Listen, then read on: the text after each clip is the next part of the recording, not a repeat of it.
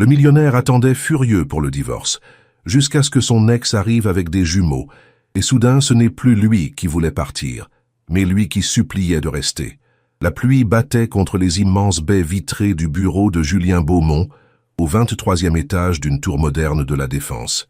C'était l'une de ces journées grises de novembre typiquement parisiennes, où le ciel semblait peser sur les épaules de la ville entière.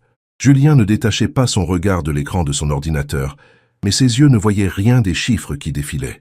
Son esprit était ailleurs, prisonnier d'une obsession qui le rongeait depuis exactement 13 mois. 13 mois qu'Élise était partie, 13 mois qu'il attendait cette fichue signature de divorce. Il serra les poings sur son bureau en acajou massif, les jointures blanchissant sous la tension. À 38 ans, Julien Beaumont était l'incarnation même de la réussite française. Entrepreneur autodidacte, fondateur de Nexa Tech, une société de cybersécurité valorisée à plusieurs centaines de millions d'euros. Les magazines économiques adoraient raconter son parcours. Ce gamin d'une cité de banlieue qui avait grimpé les échelons grâce à son intelligence et sa détermination féroce. Mais aujourd'hui, toute cette réussite lui semblait creuse. « Monsieur Beaumont ?» La voix de sa secrétaire, Madeleine, résonna dans l'interphone. « Maître Durand est arrivé. Il vous attend dans la salle de réunion. » Julien inspira profondément. Son avocat. Encore une réunion pour parler de ce divorce qui n'en finissait plus. Il se leva, ajusta sa cravate Hermès d'un geste mécanique et observa son reflet dans la vitre. Un homme aux traits durs le fixait en retour. Cheveux noirs légèrement grisonnants sur les tempes, mâchoire carrée, yeux bleus acier devenus encore plus froids depuis le départ d'Élise. Il ne se reconnaissait plus lui-même. La salle de réunion baignait dans une lumière artificielle trop blanche. Maître Durand, un homme bedonnant dans la soixantaine avec des lunettes en écaille, était déjà installé, ses dossiers étalés devant lui. Il leva les yeux à l'entrée de Julien, et son expression n'annonçait rien de bon. « Julien, asseyez-vous, » dit-il sans préambule. « Dites-moi qu'elle a enfin signé, » répondit Julien en s'installant, sa voix tranchante comme une lame. « Dites-moi que ce cauchemar est terminé. » Maître Durand soupira, retirant ses lunettes pour les nettoyer avec un mouchoir. « C'est plus compliqué que ça. Madame Beaumont, ne l'appelez pas comme ça, » coupa Julien, la rage perçant dans sa voix. « Elle a perdu ce droit quand elle est partie sans un mot. » « Élise, alors, » corrigea l'avocat patiemment. Il avait l'habitude des explosions de colère de son client. « Elle demande un report. Encore. » Julien frappa du poing sur la table, faisant sursauter l'avocat. « Un report, c'est le 4e. Elle se fiche de moi. Qu'est-ce qu'elle veut encore? Plus d'argent? Elle peut prendre ce qu'elle veut. Je m'en fous. Je veux juste qu'elle disparaisse de ma vie définitivement. Je comprends votre frustration, vraiment, » dit Maître Durand d'un ton apaisant. Mais légalement, nous ne pouvons pas la forcer si elle invoque des raisons médicales.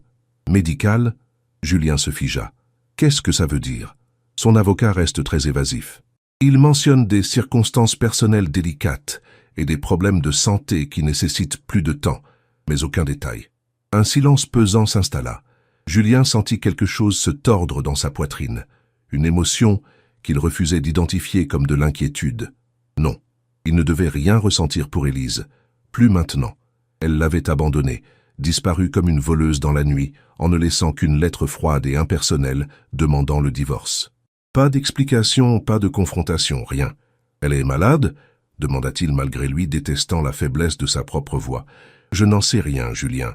Son avocat invoque le secret médical. » Julien se leva brusquement et marcha jusqu'à la fenêtre. En contrebas, Paris s'étendait sous la pluie. Des millions de vies s'entrecroisaient dans l'indifférence générale. Quelque part dans cette ville, Élise existait, respirait. Peut-être pensait-elle à lui, ou peut-être l'avait-elle déjà complètement oublié. Elle vit où maintenant? La question lui échappa. « Julien, vous savez que je ne peux pas... »« Je m'en fous de l'éthique professionnelle !» explosa-t-il en se retournant. « J'ai le droit de savoir où est ma femme. »« Votre future ex-femme, » corrigea doucement Maître Durand. « Et non, vous n'avez pas ce droit.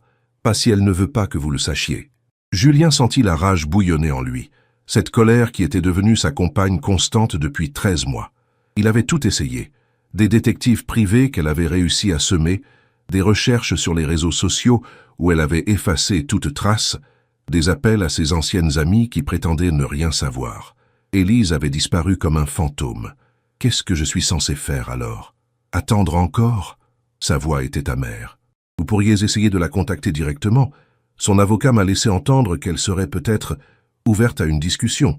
Une discussion? Julien rit, un son sans joie. Après 13 mois de silence, qu'est-ce que je suis censé lui dire? Bonjour Élise. Pourrais-tu, s'il te plaît, signer ces papiers pour que je puisse enfin tourner la page sur notre mariage raté? Maître Durand referma ses dossiers avec un soupir. Julien, je suis votre avocat, pas votre thérapeute. Mais je travaille dans ce métier depuis 30 ans, et je peux vous dire une chose, la colère ne résout jamais rien. Si vous voulez vraiment avancer, peut-être devriez-vous chercher des réponses au lieu de chercher la vengeance. Julien ne répondit pas. Quand l'avocat partit, il resta seul dans la salle de réunion, écoutant le bruit de la pluie contre les vitres. Des réponses. Comme si des réponses pouvaient effacer 13 mois de douleur, de nuits blanches, de questions sans fin. Comme si des réponses pouvaient expliquer comment la femme qu'il aimait plus que tout au monde avait pu le quitter sans un regard en arrière.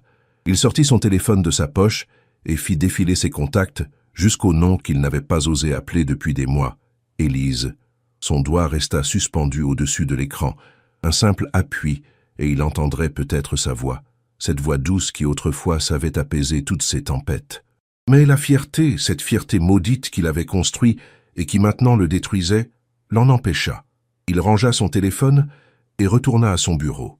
Le soir tomba sur Paris, transformant les lumières de la ville en une constellation dorée dans l'obscurité. Julien ne rentra pas chez lui. Il ne rentrait presque plus jamais. L'appartement du 16e arrondissement, avec ses 5 pièces luxueuses et ses souvenirs d'Élise dans chaque coin, était devenu un mausolée de leur amour mort. Il préférait dormir sur le canapé de son bureau, travailler jusqu'à l'épuisement pour ne pas avoir à penser. Madeleine, sa secrétaire, passa la tête par la porte avant de partir. « Monsieur Beaumont, vous devriez rentrer. Il est presque 22 heures. Bientôt, Madeleine. » Elle hésita, son visage maternel empreint d'inquiétude. « Vous devriez manger quelque chose. Voulez-vous que je vous commande ? » ?»« Non, merci.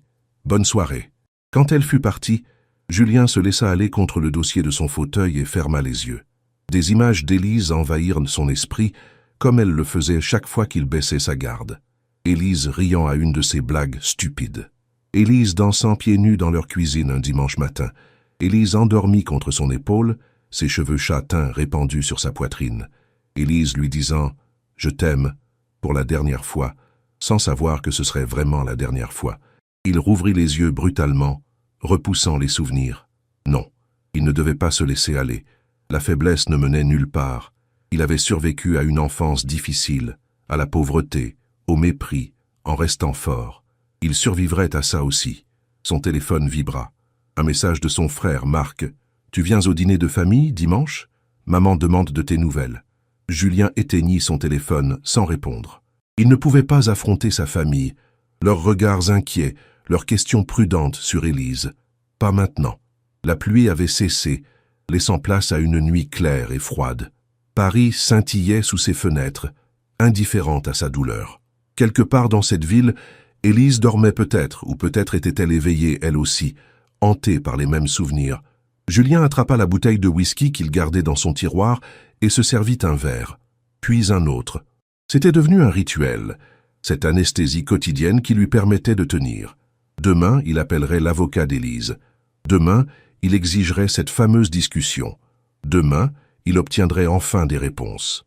Mais au fond de lui, dans ce recoin de son cœur qu'il essayait désespérément d'ignorer, une petite voix murmurait une vérité terrifiante. Et si les réponses étaient pires que l'ignorance? 3 semaines s'écoulèrent dans une routine monotone de travail acharné et de nuits agitées. Julien n'avait finalement pas appelé l'avocat d'Élise. À quoi bon? Si elle voulait lui parler, elle savait où le trouver. Ce mardi matin de décembre était particulièrement froid. Une fine couche de givre recouvrait les vitres de sa voiture de fonction quand Stéphane, son chauffeur, vint le chercher à 6 heures comme d'habitude.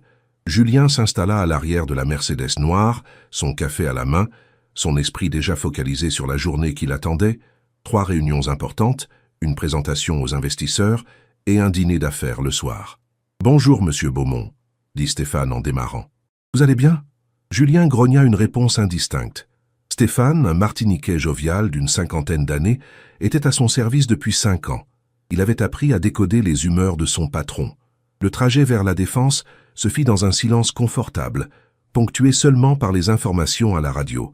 Paris se réveillait lentement, les boulangeries s'illuminaient une à une, Des silhouettes emmitouflées dans des manteaux se pressaient vers le métro. C'était la vie qui continuait, implacable, indifférente. Quand ils arrivèrent devant la tour Nexatech, Julien aperçut quelque chose d'inhabituel. Une petite foule de journalistes s'était massée devant l'entrée, caméra et micro à la main. Son cœur se serra. Encore une fuite sur un nouveau projet? Un scandale inventé de toutes pièces par un concurrent jaloux? Qu'est-ce que c'est que ce cirque? Marmonna-t-il. Stéphane fronça les sourcils. Je ne sais pas, monsieur. Voulez-vous que j'appelle la sécurité? Non, laissez, je vais gérer. Julien sortit de la voiture, ajustant son manteau Burberry. Immédiatement, les journalistes se ruèrent vers lui comme une meute affamée. Monsieur Beaumont, est-il vrai que votre femme est revenue?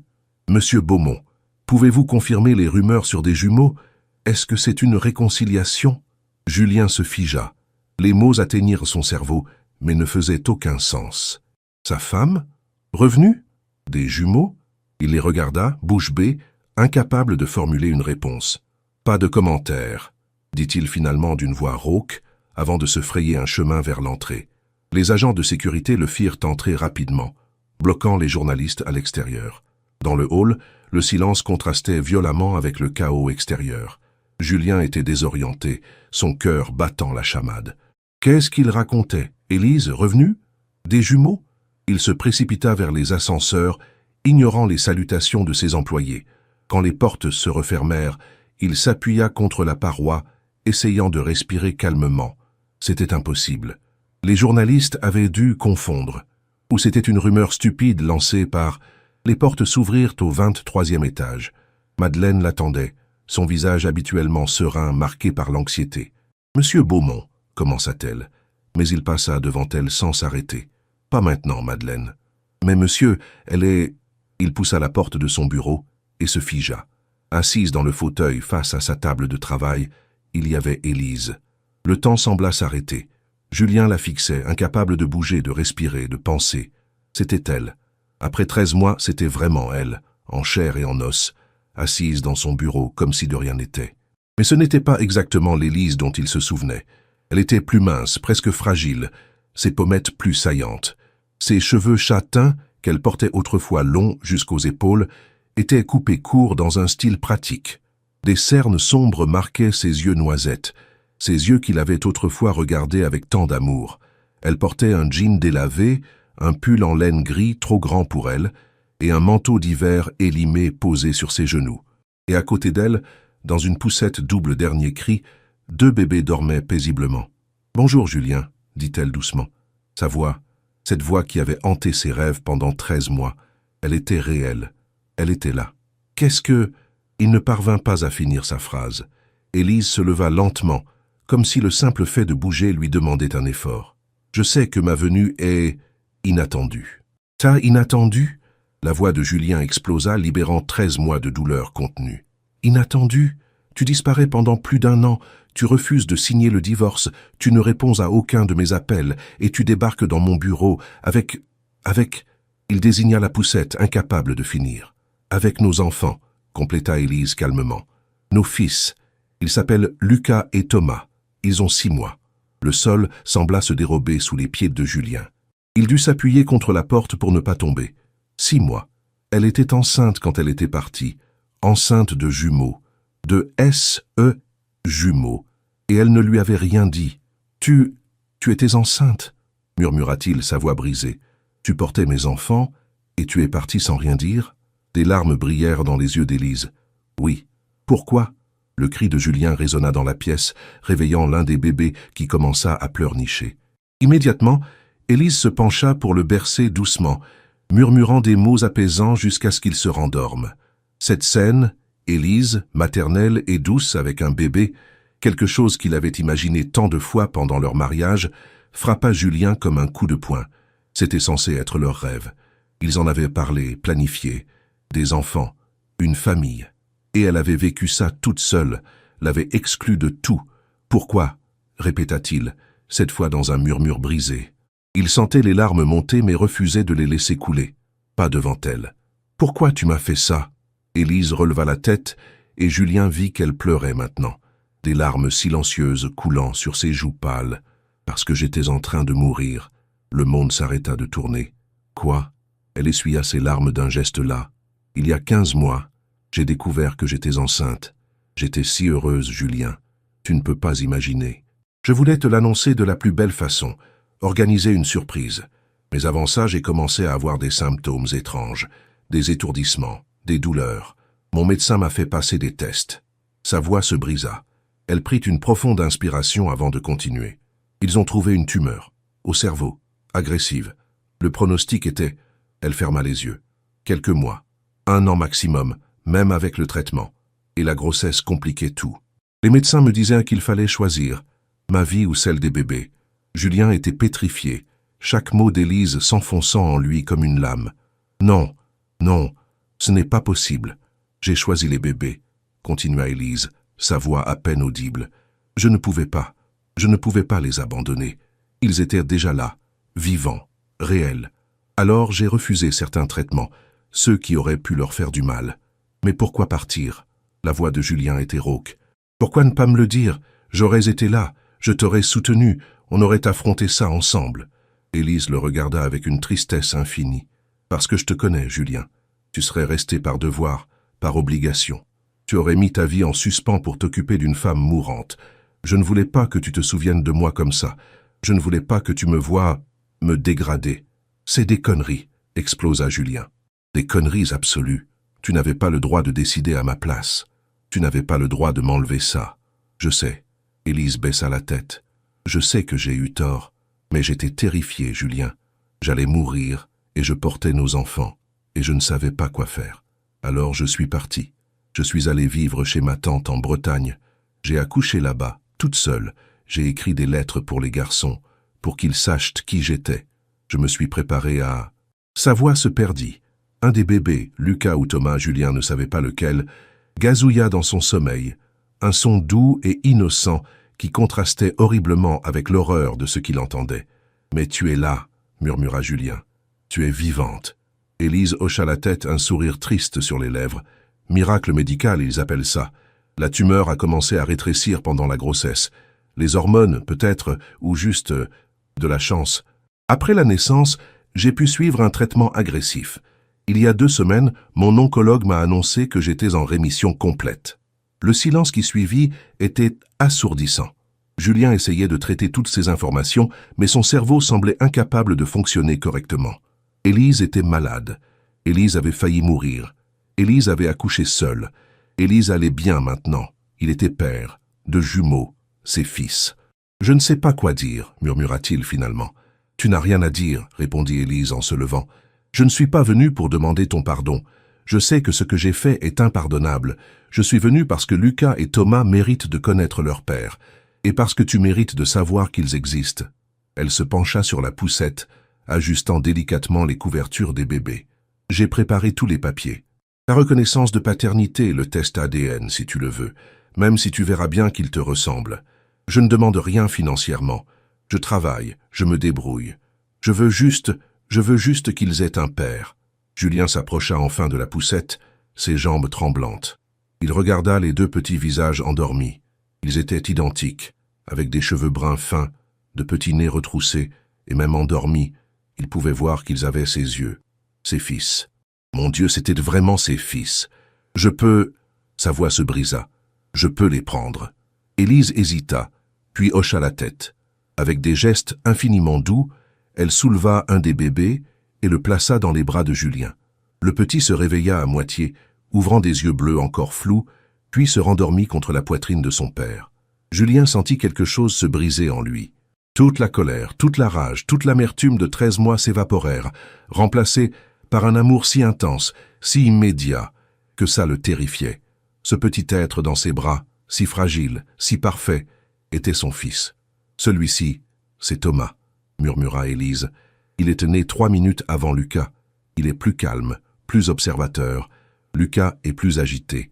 Il veut toujours être porté. Julien ne pouvait pas détacher son regard de Thomas. Des larmes coulaient maintenant librement sur son visage. Des années de douleur et maintenant une joie écrasante se mélangeant en quelque chose d'indescriptible. « Pourquoi maintenant ?» demanda-t-il, sans lever les yeux du bébé. « Pourquoi revenir maintenant ?»« Parce que je ne vais pas mourir, » répondit Élise simplement, « et parce qu'ils grandissent. Bientôt, ils vont commencer à poser des questions. Je ne veux pas qu'ils grandissent en pensant que leur père ne les voulait pas. Julien releva enfin la tête, son regard croisant celui d'Élise. Je ne sais pas si je peux te pardonner. Je sais. Je ne sais pas si je peux oublier cette douleur. Je sais. Mais ces enfants, il regarda à nouveau Thomas. Ils sont innocents. Ils méritent mieux que nos erreurs. Élise sourit, un vrai sourire cette fois, le premier qu'il voyait depuis son retour. Alors on trouve un arrangement? Pour eux? Julien hocha lentement la tête. Pour eux. C'était le début, il le savait. Le début d'une conversation impossible, d'une reconstruction improbable, d'un chemin semé d'embûches. Mais en tenant Thomas contre lui, en regardant Lucas dormir paisiblement dans sa poussette, Julien comprit une chose avec une clarté absolue. Il ferait n'importe quoi pour ses enfants. N'importe quoi. Même pardonner l'impardonnable. Les jours qui suivirent le retour d'Élise furent les plus étranges de la vie de Julien. Il avait annulé toutes ses réunions, ignoré les appels incessants de ses associés, et pour la première fois en 15 ans, il avait fermé la porte de son bureau au monde extérieur, parce qu'il apprenait à être père. L'appartement du 16e arrondissement, ce mausolée de souvenirs qu'il évitait depuis des mois, s'était transformé du jour au lendemain. Élise avait refusé d'y emménager. « C'est trop tôt, Julien, nous avons besoin de temps. » Mais elle venait chaque jour pour qu'il puisse passer du temps avec Lucas et Thomas. Et chaque jour, Julien découvrait un nouveau territoire inconnu et terrifiant. Ce jeudi matin, il était seul avec les jumeaux pour la première fois. Élise avait un rendez-vous de suivi médical à l'hôpital. Elle avait insisté pour y aller seule, malgré les protestations de Julien. Il était donc là dans son salon luxueux aux meubles design, entouré d'un chaos de biberons, de couches et de 2 bébés qui semblaient avoir décidé de pleurer en stéréo. « D'accord, d'accord », murmura-t-il en berçant Thomas d'un bras maladroit, tout en essayant de préparer un biberon de l'autre. « Papa est là, papa. Papa n'a aucune idée de ce qu'il fait, mais papa est là. » Le mot « papa » sonnait encore étrange dans sa bouche, irréel. Pendant 13 mois, il avait été un homme brisé, vivant dans la rage et l'alcool. Et maintenant, il était censé être responsable de 2 petites vies qui dépendaient entièrement de lui. Lucas hurla plus fort, son petit visage devenant rouge. Julien le prit aussi, se retrouvant avec un bébé dans chaque bras et aucune main libre pour tenir les biberons. Il s'assit lourdement sur le canapé, sentant la panique monter. « Merde !» lâcha-t-il, avant de se reprendre. « Non, désolé les gars, papa ne doit pas dire de gros mots, papa doit être un exemple. » La sonnette de l'interphone retentit. Julien hésita. Il ne pouvait pas se lever sans risquer de faire tomber un des jumeaux. « Entrez !» cria-t-il, espérant que c'était Madeleine qui avait promis de passer avec des courses. Mais c'était Marc, son frère cadet, qui entra dans l'appartement avec son sourire habituel. À 34 ans, Marc était tout ce que Julien n'était pas, décontracté, chaleureux, toujours positif. Professeur de lycée et père de 3 enfants, il s'arrêta net en voyant la scène. « Putain !» dit-il simplement. « Marc, langage !» réprimanda Julien automatiquement, désignant d'un mouvement de tête les bébés qui pleuraient toujours. Marc éclata de rire. « C'est toi qui me dis ça? L'homme qui a transformé le blasphème en art ?» Il s'approcha, observant les jumeaux avec émerveillement. « Alors c'est vrai. Les rumeurs, tu es père. »« Apparemment, » répondit Julien d'une voix tendue, « bien que je sois un père complètement incompétent, qui ne sait même pas comment faire taire ses propres enfants. » Marc enleva sa veste et retroussa ses manches. « Donne-moi Lucas. Celui-ci, c'est Lucas, non?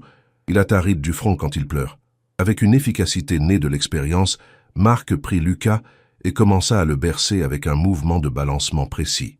En quelques secondes, les pleurs diminuèrent. Julien le regarda, fasciné et jaloux. « Comment tu fais ça ?»« Pratique, » répondit Marc simplement, « et acceptation du fait que parfois, les bébés pleurent juste parce que c'est leur façon de communiquer. Tu ne peux pas tout contrôler, grand frère, pas comme dans tes entreprises. » Thomas se calma aussi dans les bras de Julien, comme s'il avait senti le changement d'atmosphère. Les 2 frères restèrent un moment en silence, berçant les jumeaux dans le salon inondé de lumière hivernale. « Maman est au courant ?» demanda finalement Marc. Julien secoua la tête. « Pas encore. Je ne sais pas comment le lui dire. Elle va être folle de joie. Des petits-enfants supplémentaires. Elle va littéralement exploser de bonheur. » Marc marqua une pause. « Et Élise, comment va-t-elle » À la mention de ce nom, Julien sentit son estomac se nouer. « Elle va bien, en rémission. Les médecins sont optimistes. Ce n'est pas ce que je demandais. » Julien croisa le regard de son frère. Marc avait toujours eu ce don de voir à travers ses défenses. Je ne sais pas, Marc. Je ne sais pas ce que je ressens. De la colère, de la douleur, de l'amour aussi, probablement. C'est un foutu chaos. L'amour, c'est toujours un chaos, dit Marc doucement. Surtout quand il est mélangé au reste. Mais ces petits bonshommes, il regarda Lucas qui s'était endormi contre son épaule. Et ils sont la preuve que quelque chose de beau peut naître même du chaos le plus sombre. La porte s'ouvrit à nouveau. Élise entra, les bras chargés de sacs de course. Elle s'arrêta en voyant Marc, une expression d'incertitude traversant son visage. « Marc », dit-elle simplement. « Élise », répondit-il avec un sourire chaleureux, « content de te revoir, même si les circonstances sont inhabituelles. » Elle posa les sacs et s'approcha pour prendre Lucas. « Comment s'est passé le rendez-vous » demanda Julien, essayant de garder un ton neutre. « Bien, très bien, en fait. » Elle semblait hésiter. « Les scanners sont clairs, pas de traces de tumeur. Le docteur Moreau dit que je suis officiellement en rémission. » Le soulagement qui envahit Julien le prit par surprise. Il s'était convaincu qu'il ne se souciait plus d'elle, que son bien-être ne le concernait plus. Mais entendre ces mots, qu'elle allait bien, qu'elle allait vivre, fit fondre quelque chose en lui. « C'est une excellente nouvelle, » dit-il, sa voix légèrement rauque. Marc se leva, sentant qu'il était temps de partir. « Je vais vous laisser, mais Julien appelle maman aujourd'hui, elle a le droit de savoir. » Il se tourna vers Élise. « Et toi, prends soin de toi. Et de mon idiot de frère aussi, même s'il ne le mérite pas toujours. » Quand Marc fut parti, un silence inconfortable s'installa. Élise s'affairait à ranger les courses dans la cuisine. Julien tenait toujours Thomas qui dormait paisiblement. Ils bougeaient dans l'appartement comme deux étrangers polis, évitant soigneusement de se toucher, de trop se regarder. « Tu as faim » demanda finalement Élise. « J'ai acheté de quoi faire des pâtes. » Julien hocha la tête. Ils installèrent les jumeaux dans leur transat. Un achat que Julien avait fait la veille dans un magasin de puériculture où il s'était senti complètement dépassé. Et Élise commença à cuisiner. C'était surréaliste. Elle était là, dans leur cuisine, préparant un repas comme elle l'avait fait des centaines de fois pendant leur mariage. Mais tout était différent maintenant. Il y avait un gouffre entre eux, rempli de 13 mois de silence, de mensonges par omission, de douleur. « Je sais que c'est bizarre, » dit Élise sans se retourner, comme si elle lisait dans ses pensées. « D'être ici, comme avant, mais pas du tout comme avant. »« Ouais, » répondit simplement Julien. Elle se retourna, s'essuyant les mains sur un torchon. « Julien, il faut qu'on parle. Vraiment parle. Pas juste des arrangements pratiques pour les garçons, mais de nous, de ce qu'il s'est passé. Je ne suis pas sûr d'être prêt. Je sais, mais on doit le faire quand même. » Elle prit une profonde inspiration. « Je te dois des excuses. Des vraies excuses, pas juste « je suis désolé », dit vite fait. Ce que je t'ai fait, te cacher ma grossesse, ma maladie, partir comme ça, c'était cruel, c'était égoïste. » Julien serra les poings. « Oui, ça l'était. J'ai eu si peur, Julien. Tellement peur de mourir, de laisser ces bébés, de te laisser. J'ai paniqué et j'ai pris la pire décision possible. Je pensais te protéger, mais je t'ai juste fait du mal. Tu m'as détruit, dit-il calmement, mais le poids de ses mots était écrasant. Pendant 13 mois, je n'ai pas su si tu étais vivante ou morte. Je me suis noyé dans le travail, dans l'alcool, dans la colère. J'ai éloigné ma famille, mes amis. Je suis devenu quelqu'un que je ne reconnaissais plus. » Des larmes coulaient sur les joues d'Élise. « Je sais, et je dois vivre avec ça, avec ce que je t'ai fait. »« Et maintenant quoi ?» demanda Julien, sa voix se brisant. « Tu réapparais avec nos enfants. Tu me dis que tu étais mourante, mais que maintenant tu vas bien. Et je suis censé faire quoi? Pardonner? Oublier? Faire comme si rien ne s'était passé? » « Non, » répondit Élise fermement. « Je ne m'attends pas à ce que tu pardonnes. Je ne m'attends pas à ce qu'on redevienne un couple. Je m'attends juste à ce qu'on trouve un moyen de coparenter ces enfants sans se détruire mutuellement. » Julien la regarda longuement. Elle avait maigri, certes, mais il y avait une force nouvelle en elle. La femme qui se tenait devant lui n'était plus la douce Élise qu'il avait épousée. Elle avait survécu à la mort, avait accouché seule, avait élevé 2 bébés toute seule pendant 6 mois. Elle s'était forgée dans l'épreuve. « Je vais avoir besoin de temps, » dit-il finalement. « Je sais, beaucoup de temps. Je sais. Mais les garçons... » Il regarda Lucas et Thomas qui dormaient paisiblement. « Ils passent avant tout. Avant ma colère, avant ta culpabilité, avant tout. » Élise sourit à travers ses larmes. « Oui, ils passent avant tout. » L'eau des pâtes se mit à bouillir, ramenant une normalité presque absurde à la scène. Élise retourna cuisiner, et Julien mit la table, une chorégraphie domestique qu'ils avaient exécutée des centaines de fois, maintenant chargée d'un poids nouveau. Ils mangèrent en silence, un silence moins lourd qu'avant. À un moment, Thomas se réveilla en pleurnichant, et sans un mot, Julien se leva pour le prendre. Il le berça doucement, murmurant des mots sans sens, et le petit se rendormit contre son épaule. Quand Élise le regarda, il y avait quelque chose dans ses yeux, de l'admiration, de la tendresse, peut-être même de l'amour. Mais Julien détourna le regard.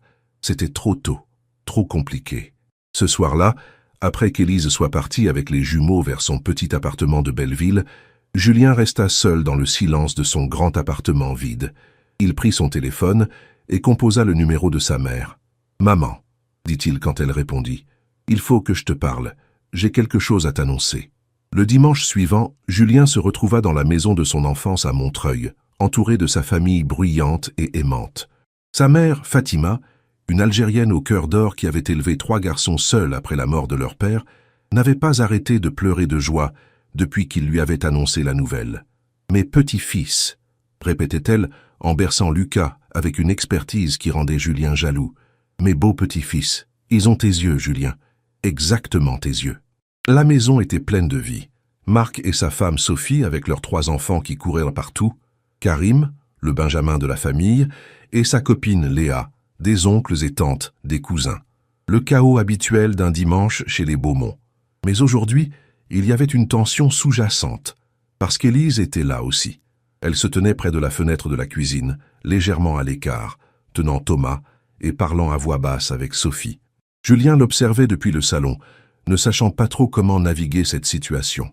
Sa famille l'avait aimé pendant leur mariage, avait été dévastée par son départ, et maintenant, elle était de retour, mais tout était différent. « Tu vas rester planté là toute la journée ou tu vas lui parler ?»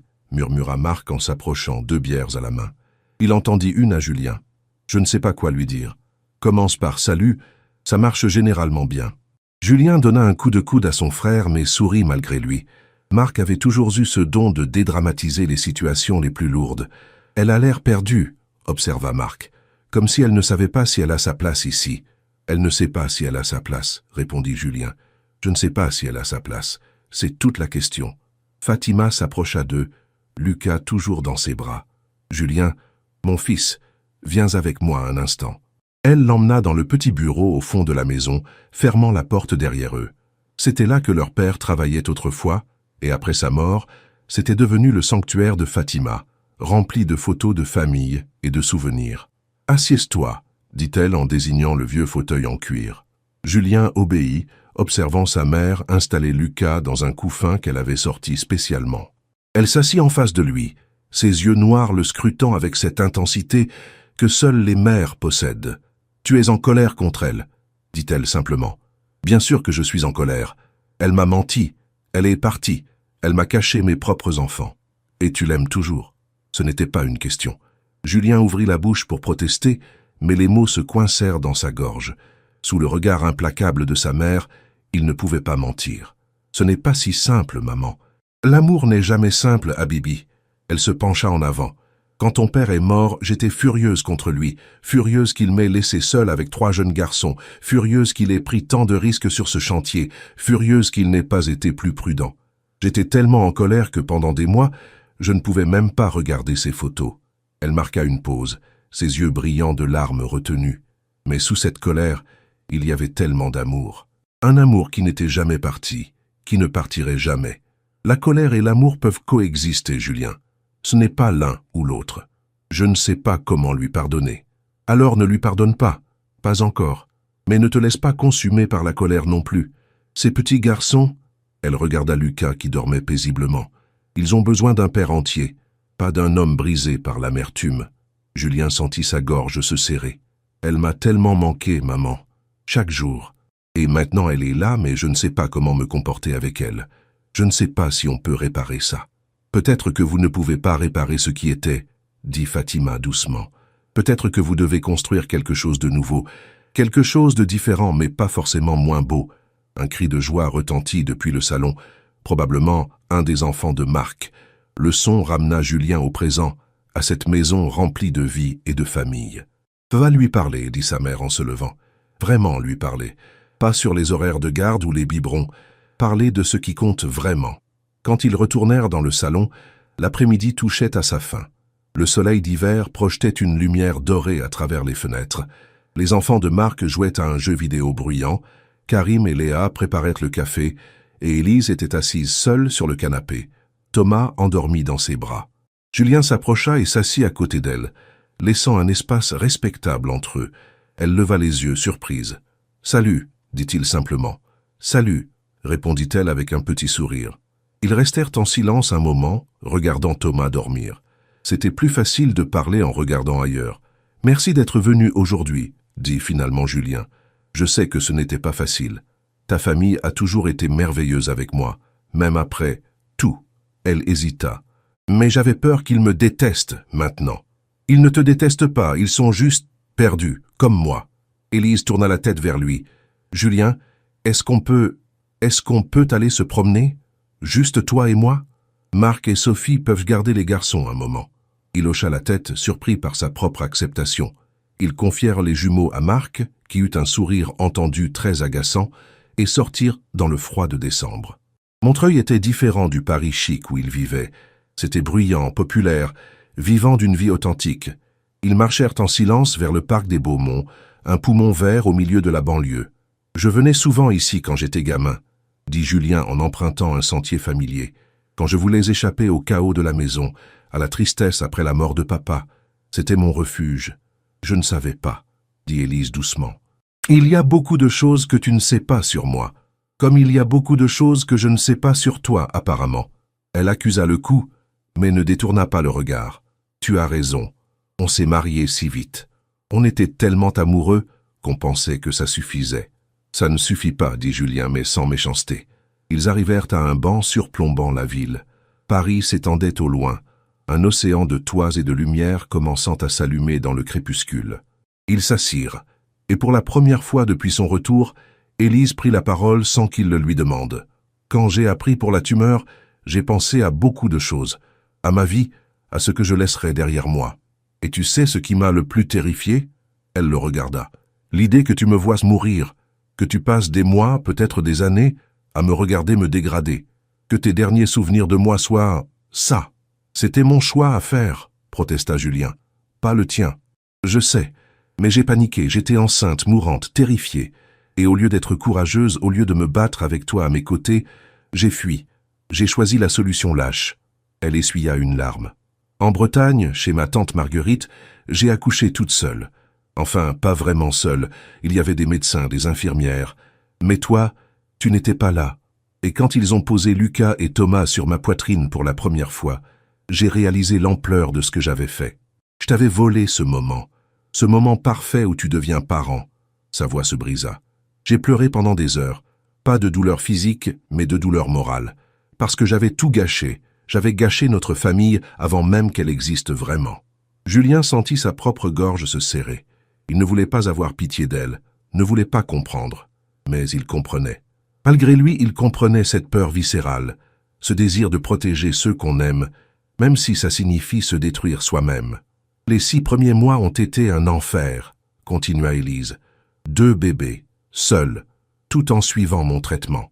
Il y avait des jours où je ne savais pas si j'allais survivre, des jours où je priais juste pour tenir assez longtemps pour qu'ils soient sevrés, pour qu'ils puissent être confiés à quelqu'un qui prendrait soin d'eux. À moi, » dit Julien doucement. « Ils auraient été confiés à moi. Oui, mais je voulais qu'ils te connaissent vivante, pas morte. Je voulais qu'ils aient une mère, même si cette mère avait fait des erreurs terribles. » Ils restèrent silencieux un long moment, regardant le soleil disparaître derrière les tours de la ville. Le froid s'intensifiait, mais ni l'un ni l'autre ne bougeait. « Je ne peux pas effacer ce qui s'est passé, » dit finalement Élise. « Je ne peux pas te rendre ces 13 mois. Je ne peux pas te rendre la première fois où Lucas a souri, ou quand Thomas a ri pour la première fois. Ces moments sont perdus, et c'est ma faute. » Elle se tourna vers lui, et dans ses yeux, Julien vit une honnêteté brutale. « Mais je peux te donner tous les moments qui viennent, si tu veux bien. Pas comme avant, je sais qu'on ne peut pas revenir en arrière, mais peut-être comme quelque chose de nouveau, quelque chose qu'on construit ensemble, pour eux. » Julien la regarda longuement. Elle était sincère, il le voyait, et sous sa colère, sous sa douleur, il y avait cette vérité qu'il ne pouvait plus nier. Il tenait toujours à elle. Pas de la même façon qu'avant, mais cette connexion existait encore, tissée de souffrance et d'amour entremêlés. « D'accord, dit-il finalement, on construit quelque chose de nouveau, lentement, prudemment, un jour à la fois. »« Un jour à la fois, » répéta Élise, et pour la première fois depuis son retour, son sourire était vraiment lumineux. Ils retournèrent vers la maison, marchant côte à côte dans l'obscurité grandissante. Leurs mains ne se touchaient pas, mais l'espace entre eux semblait moins insurmontable qu'avant. Quand ils récupérèrent Lucas et Thomas, tous deux réveillés et réclamant à manger avec des cris synchronisés, Fatima les regarda avec un sourire satisfait. « Vous restez dîner tous les deux, » déclara-t-elle d'un ton qui n'acceptait aucune objection. « Je fais un couscous. » Et dans le chaos joyeux de cette cuisine familiale, avec les rires des enfants, les taquineries de Marc et l'odeur réconfortante des épices, quelque chose commença à guérir. Pas complètement, pas rapidement, mais un début. Un premier pont jeté au-dessus du gouffre. Janvier apporta avec lui un froid mordant et une routine fragile. Julien avait aménagé une des chambres de son appartement en nursery, une pièce baignée de lumière, avec 2 berceaux identiques, une table à langer design, qu'il ne savait toujours pas utiliser correctement, et des jouets qu'il achetait compulsivement lors de ses rares sorties. Il avait réduit drastiquement ses heures de travail, déléguant une grande partie de ses responsabilités à son associé, Pierre-Louis, qui oscillait entre inquiétude et agacement. « Tu ne peux pas disparaître comme ça, Julien », lui avait dit ce dernier lors d'une réunion Zoom tendue. « Nexatech a besoin de toi. »« Mes fils ont besoin de moi plus », avait répondu Julien avant de couper la communication. L'arrangement avec Élise était simple sur le papier. Garde alternée, une semaine chez lui, une semaine chez elle. Mais dans la pratique, c'était beaucoup plus compliqué. Parce qu'une semaine sans voir Lucas et Thomas lui semblait une éternité, et parce que chaque échange, ces moments où Élise déposait ou récupérait les jumeaux, était chargé d'une tension électrique qu'aucun d'eux ne savait comment désamorcer. Ce matin de vendredi, Julien préparait le sac des garçons pour le week-end chez Élise quand son téléphone sonna. Un numéro inconnu. Il hésita, puis décrocha. « Monsieur Beaumont, ici Sandrine Mercier, du magazine Capital. J'aimerais avoir quelques minutes de votre temps pour discuter de votre réconciliation avec votre femme. » Et Julien raccrocha brutalement. C'était le 5e appel de journaliste cette semaine. Depuis qu'une photo de lui, Élise et les jumeaux sortant d'un café avait été publiée dans un tabloïd. Les médias s'étaient emparés de leur histoire. « Le millionnaire et son ex, une romance renaît », titrait Gala. Julien Beaumont, père surpris de jumeaux, annonçait Le Figaro Économie. Chaque article était une intrusion, chaque photo volait une violation. Et le pire, c'était que ça affectait Élise. Il l'avait vue se crisper chaque fois qu'ils sortaient ensemble, regarder autour d'elle comme si des paparazzis allaient surgir de chaque coin de rue. La sonnette retentit. Élise était en avance. Julien prit une profonde inspiration avant d'ouvrir. Elle se tenait dans le couloir, emmitouflée dans un manteau d'hiver, ses joues rougies par le froid. « Salut !» dit-elle avec un petit sourire. « Je sais que je suis en avance. J'espère que ça ne te dérange pas. »« Non, entre. » Il s'écarta pour la laisser passer. Élise se dirigea immédiatement vers la nurserie où Lucas et Thomas jouaient dans leur parc.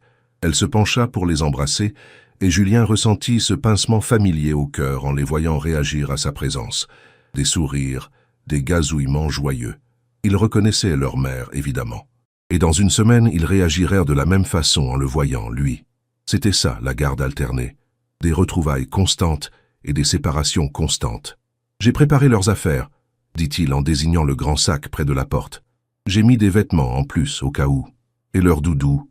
Thomas ne s'endort plus sans le sien. »« Je sais, » répondit Élise doucement. « Je suis leur mère, Julien. » Il y eut un silence tendu. « Je ne disais pas ça pour... »« Je sais, » l'interrompit-elle, levant une main. « Désolé, je suis un peu sur les nerfs aujourd'hui. Les journalistes... » Elle hocha la tête, son visage se fermant. « Ils ont trouvé mon adresse. Il y en avait 3 devant mon immeuble ce matin. J'ai dû passer par la porte de derrière. » La colère monta en Julien. « C'est inacceptable. Je vais appeler mon avocat, obtenir une ordonnance. Ça ne servira à rien. Tu es une personnalité publique. Notre histoire est... » Elle chercha ses mots. « Spectaculaire. Bien sûr qu'ils veulent à des détails. Ils n'ont pas le droit. Notre vie privée ne les regarde pas. » Élise s'assit sur le canapé, soudain épuisée. « Tout ça, c'est nouveau pour moi.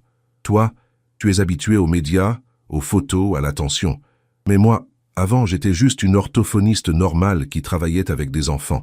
Et maintenant, je suis l'ex mystérieuse du millionnaire, ou la mère revenue d'entre les morts. C'est étouffant.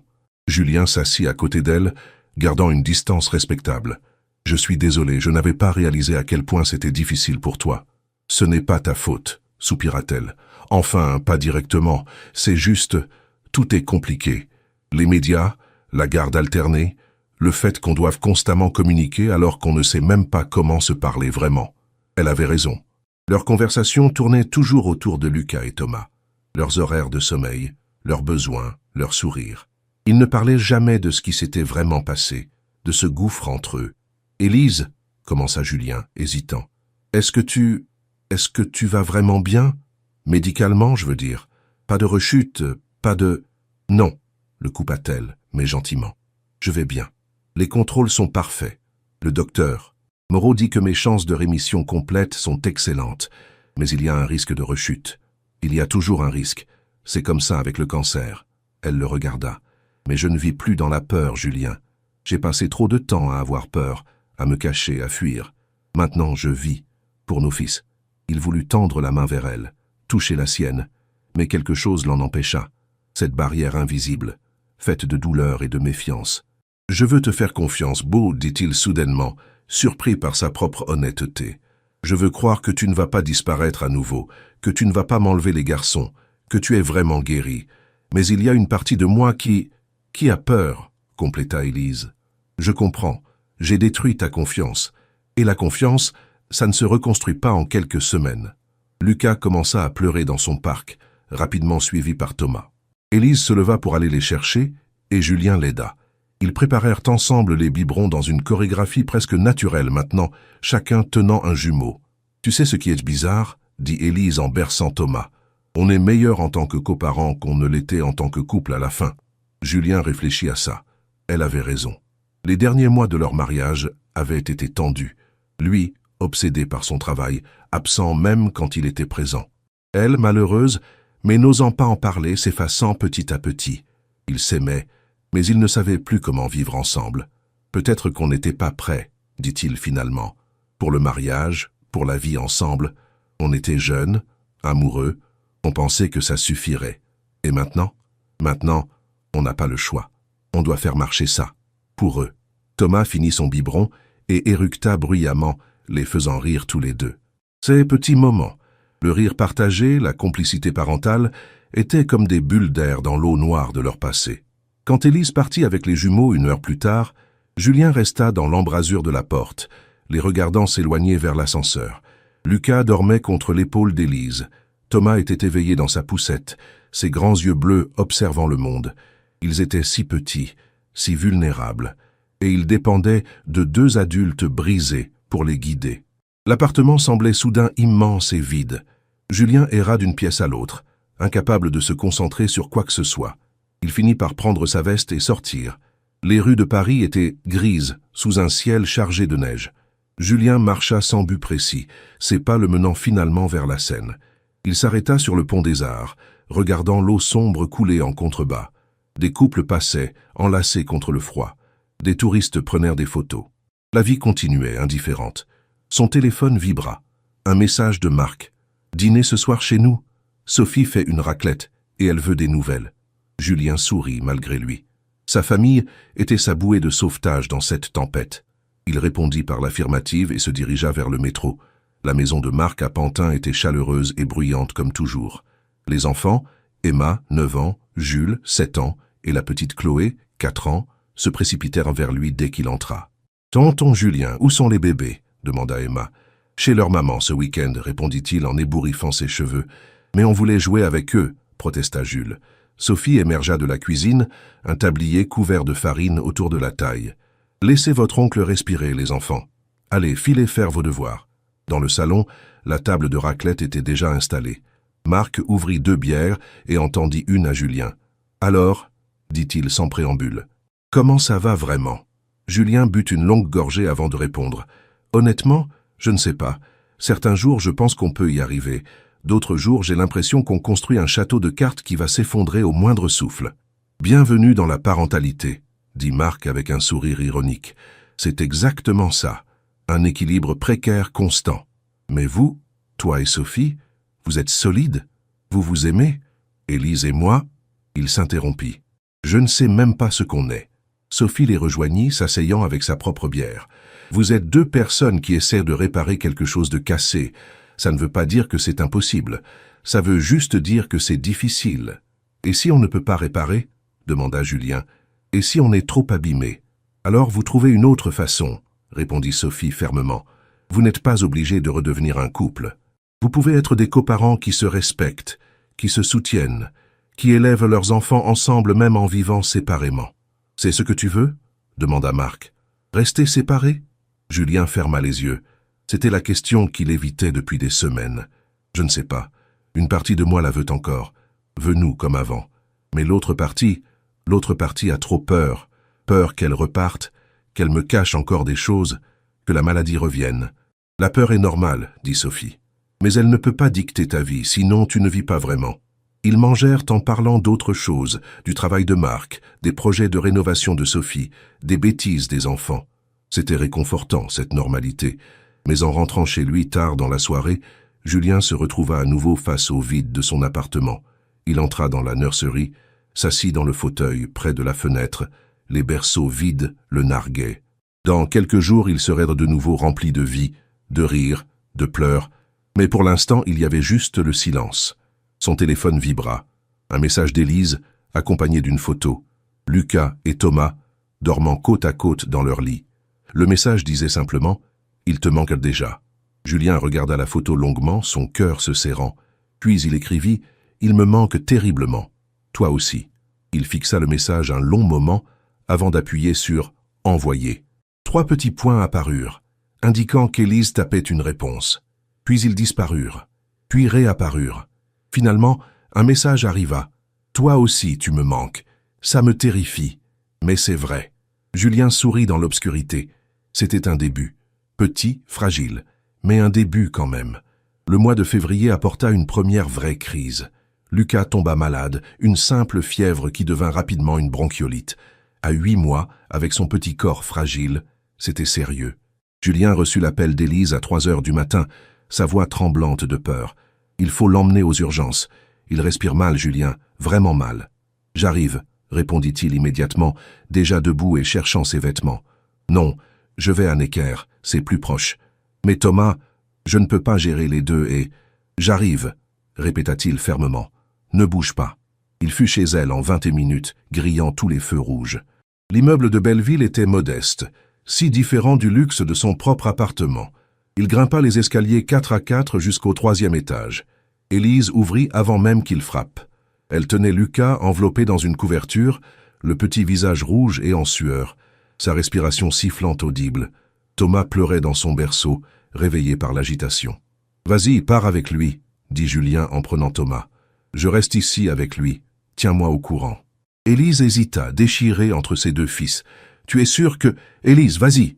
La peur dans sa voix était palpable. « Il a besoin d'un médecin, maintenant. » Elle hocha la tête et partit en courant.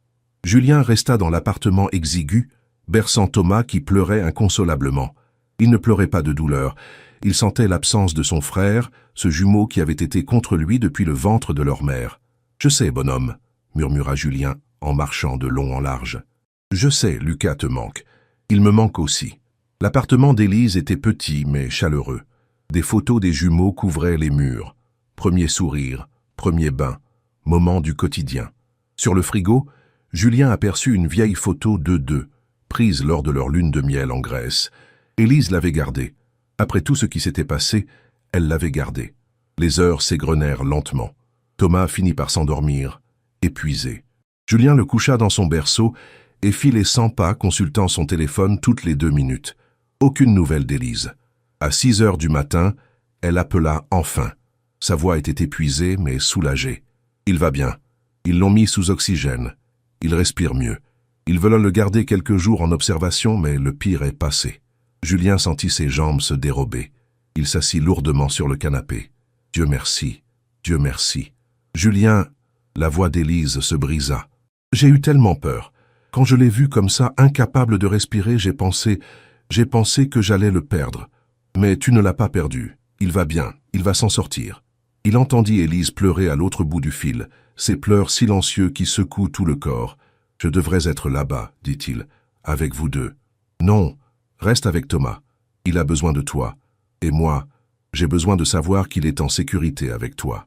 Après avoir raccroché, Julien resta immobile un long moment. La peur qu'il avait ressentie ces dernières heures était primitive, viscérale. L'idée de perdre Lucas, ce petit être qu'il connaissait depuis seulement 2 mois, mais qu'il aimait déjà plus que sa propre vie, était insupportable. Il appela Madeleine pour annuler toutes ses réunions, puis Marc pour lui expliquer la situation. Son frère proposa immédiatement de venir les aider, mais Julien refusa. Il avait besoin de faire ça lui-même. Les 3 jours suivants furent un balai épuisant entre l'appartement d'Élise et l'hôpital Necker.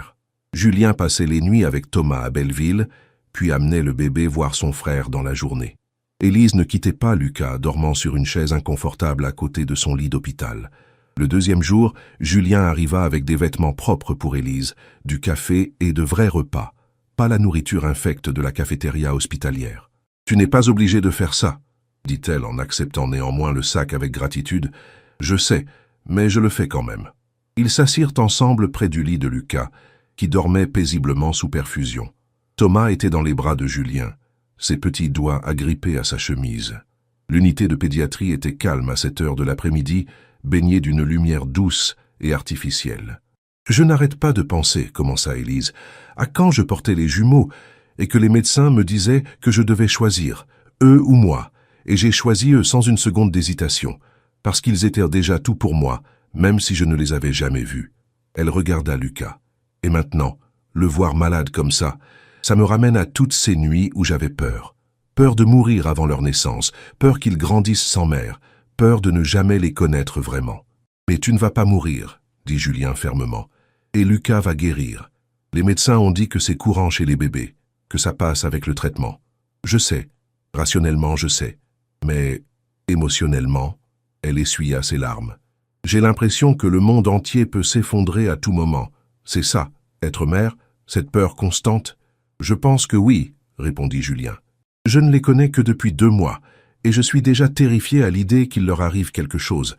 Je ne peux pas imaginer ce que tu ressens, toi qui les as portés, qui as survécu pour eux. » Élise le regarda, et dans ses yeux épuisés, il vit quelque chose qu'il n'avait pas vu depuis longtemps, de la tendresse pure, sans la barrière de la culpabilité ou de la douleur. « Tu es un bon père, Julien, meilleur que ce que je craignais, meilleur que ce que tu pensais être probablement. Je ne fais que ce que n'importe qui ferait. » « Non, » insista-t-elle. « Beaucoup d'hommes auraient pu réagir différemment. Me haïr, refuser de m'aider, utiliser cette situation contre moi dans un procès de garde. Mais toi, » elle prit une profonde inspiration. « Tu es là. Malgré tout ce que je t'ai fait, tu es là. » Julien sentit sa gorge se serrer. « Ce ne sont pas eux qui m'ont fait du mal. Je ne vais pas les punir pour nos erreurs. » Un silence confortable s'installa. Thomas s'était endormi contre la poitrine de Julien. Lucas dormait paisiblement dans son lit d'hôpital. 2 moitiés d'un même tout, séparés temporairement mais destinés à être réunis. « Tu veux aller dormir un peu ?» proposa Julien. « Je reste ici avec eux. Tu as l'air épuisé. » Élise secoua la tête. « Je ne peux pas. Et si quelque chose arrive pendant que je ne suis pas là? Alors je serai là. Je te préviendrai immédiatement. Mais Élise, tu es au bord de l'effondrement. Tu ne seras utile à personne si tu t'écroules. » Elle hésita, puis finalement céda. « D'accord, mais juste 1 heure, et tu m'appelles si... Au moindre changement, je t'appelle, » promit-il. Quand elle fut partie chercher une vraie douche à l'appartement, Julien resta seul avec ses fils. Il installa Thomas dans le second lit de la chambre d'hôpital et s'assit entre les 2 berceaux, une main sur chacun d'eux. « Hé, les gars, » murmura-t-il, « papa est là. Je sais que vous êtes petits, que vous ne comprenez probablement pas grand-chose. Mais je veux que vous sachiez quelque chose. Je ne vous abandonnerai jamais. Jamais. Peu importe ce qui arrive entre votre mère et moi, peu importe à quel point les choses deviennent compliquées, vous aurez toujours moi. Toujours. » Lucas bougea légèrement dans son sommeil, ses lèvres faisant un petit mouvement de succion.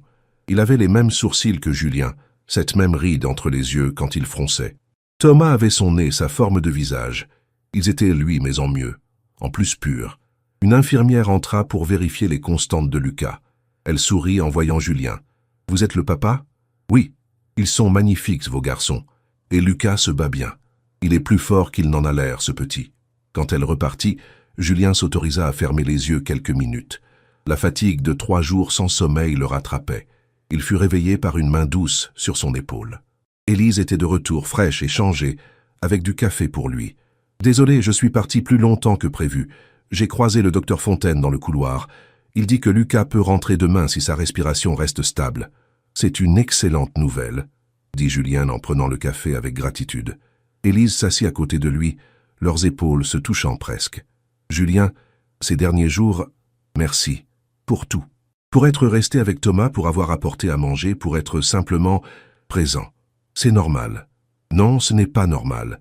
Après ce que je t'ai fait, tu aurais pu... » Sa voix se brisa. « Tu aurais pu me tourner le dos. » Julien la regarda, vraiment la regarda, pour la première fois depuis des semaines. Elle avait les traits tirés, des cernes profonds, mais il y avait une beauté dans cette vulnérabilité. Une humanité brute qu'il n'avait jamais vue chez la femme parfaite qu'elle essayait d'être pendant leur mariage. « Je ne peux pas te tourner le dos, » dit-il simplement. « Même quand je le voulais, je ne pouvais pas. Parce que malgré tout, malgré la douleur et la colère, tu comptes encore pour moi. » Les larmes montèrent aux yeux d'Élise. « Je ne mérite pas. Ce n'est pas une question de mérite, » l'interrompit-il. « C'est juste la vérité. » Ils restèrent ainsi, assis côte à côte dans la pénombre de la chambre d'hôpital, leur fils dormant paisiblement près d'eux. Et pour la première fois depuis 13 mois, Julien prit la main d'Élise dans la sienne. Elle ne la retira pas. Le lendemain, quand ils ramenèrent Lucas à la maison, à l'appartement d'Élise, plus pratique pour l'instant, les jumeaux se retrouvèrent enfin. Thomas tendit immédiatement ses petites mains vers son frère, et Lucas gazouilla joyeusement. C'était comme regarder 2 moitiés se réunir, une connexion que personne ne pouvait vraiment comprendre sauf eux. « Ils vont être inséparables », observa Élise avec un sourire. « Comme nous l'étions », dit Julien sans réfléchir. Le silence qui suivit était lourd de sens. Élise tourna la tête vers lui, et dans ses yeux, il vit la question qu'elle n'osait pas poser. Est-ce qu'on peut redevenir inséparable? Julien ne connaissait pas la réponse. Mais pour la première fois, il se permit de penser que peut-être, juste peut-être, c'était possible. Mars arriva avec les premiers signes du printemps. Les arbres de Paris commençaient à bourgeonner, et une lumière plus douce baignait la ville. Lucas s'était complètement remis de sa bronchiolite, et les jumeaux approchèrent de leurs 10 mois. Bientôt, ils commenceraient à ramper, puis à marcher, et la vie deviendrait encore plus chaotique. Julien était assis dans son bureau de Nexatech, mais pour une fois, il n'était pas concentré sur les écrans devant lui. Il regardait une photo sur son téléphone. Élise et lui, avec les jumeaux, prise le week-end précédent au jardin du Luxembourg. Marc l'avait prise à leur insu, et il y avait quelque chose de naturel dans cette image. Élise riant à quelque chose que Julien avait dit, Thomas dans ses bras, Lucas dans ceux de Julien. Ils avaient l'air d'une famille, une vraie famille. Mais était-il vraiment une famille, ou juste 2 personnes qui coparentaient efficacement? Julien? La voix de Pierre-Louis le ramena au présent. Son associé se tenait dans l'embrasure de la porte, une expression inquiète sur le visage. « Tu as entendu ce que j'ai dit ?»« Désolé, j'étais distrait. Répète ?» Pierre-Louis soupira et entra, fermant la porte derrière lui. « Je disais que les investisseurs américains veulent une réunion en présentiel. À San Francisco, la semaine prochaine. C'est important, Julien. Vraiment important. On parle d'un contrat de 50 millions d'euros. » Julien se crispa. « La semaine prochaine? C'est impossible. J'ai la garde des garçons. »« C'est justement le problème, » dit Pierre-Louis en s'asseyant. « Écoute, je ne veux pas avoir l'air insensible. Je suis content pour toi, vraiment. Les jumeaux sont adorables, et je comprends que tu veuilles être présent. Mais Nexatech, c'est ton bébé aussi. Tu l'as construit de tes mains. Et ces derniers mois, tu as été absent. J'ai délégué et tu gères très bien. Ce n'est pas pareil, » l'interrompit Pierre-Louis. « Les investisseurs veulent te voir, le visage de Nexatech, pas moi.